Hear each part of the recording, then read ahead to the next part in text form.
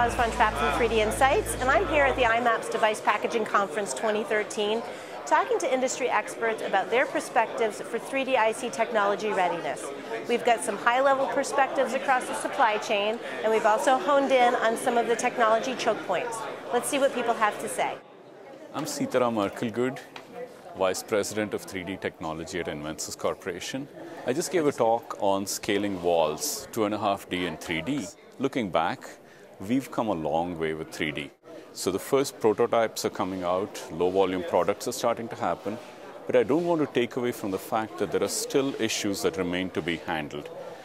Cost is an overall question. It's there everywhere, it keeps coming up. But then we also have issues of thermomechanical warpage, handling issues, new materials that are required as we scale this technology forward. So all of these need to be worked upon. Are these showstoppers? I really don't think so. I would say I'm very encouraged by all the progress that's been made by all the people working hard over the last 4 or 5 years. There's still challenges that need to be handled, but I do believe that these will be overcome fairly soon.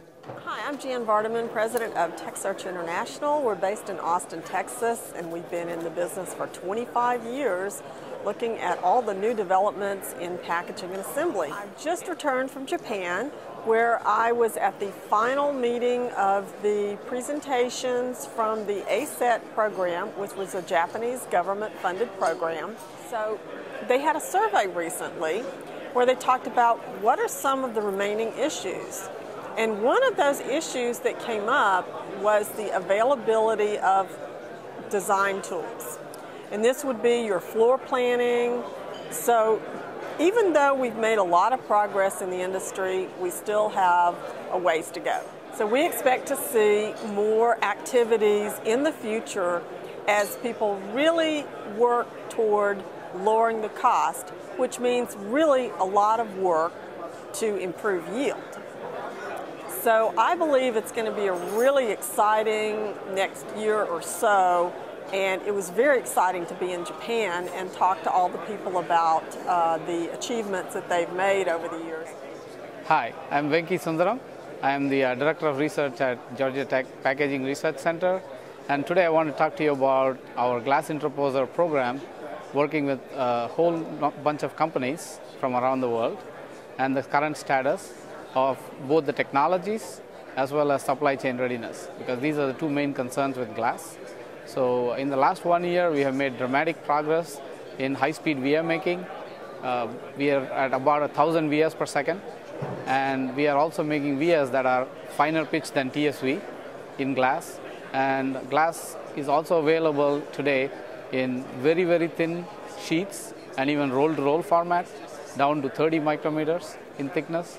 And we are also making a lot of progress in supply chain readiness, which is a major concern. And we are working with more than 30 partners from around the world, addressing every link in the supply chain, from material to process to integration.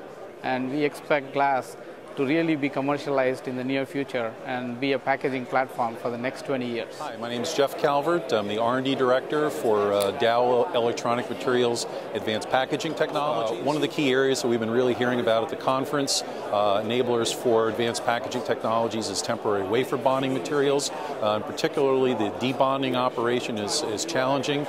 So we're very excited about the new materials technology that we're introducing to the market. It's based on our BCD dielectric and permanent bonding materials technology, which is a well-known materials platform in high-volume manufacturing. And we've come up with a way to make it very cleanly releasable, very easy processing, room temperature, mechanical debonding, essentially no residue, high thermal chemical stability. So we're right now in the process of working with some key customers and tool vendors to qualify this material for manufacturing. Hi, I'm Rajiv Roy with Rudolph Technologies. So the question really is, the show is all about the 3D packaging. What we see are pull from customers in two key areas. One is, the big thing is the copper pillar bump and the RDL for copper pillar. And the second is not that obvious as a 3D package, but it is the EWLB as a platform for packaging. In the copper pillar, we see the pull for inspection and metrology as these bumps are getting shorter, smaller. RDL pitch and width is getting smaller. So there's increased need for inspection and metrology there. And